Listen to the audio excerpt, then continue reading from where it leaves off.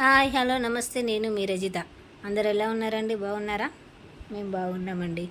ఈరోజు మా బాబు స్కూల్ నుండి రాగానే బజ్జీ ఏమని అడిగినాడు. అయితే నేను ఏం చేయాలని చూస్తుంటే మా ఫ్రిడ్జ్లో పాలకూర కనబడిందండి. ఈరోజు పాలకూర బజ్జీ ట్రై చేస్తున్నా.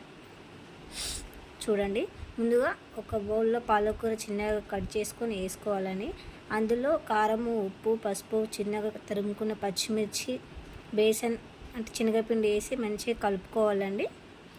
ఏం లేని తర్వాత గ్యాస్ మీద కడాయి పెట్టుకొని అందులో ఆయిల్ వేసుకొని స్టవ్ అంటు పెట్టుకొని ఆయిల్ వేడేంత వరకు వేడి చేయాలండి.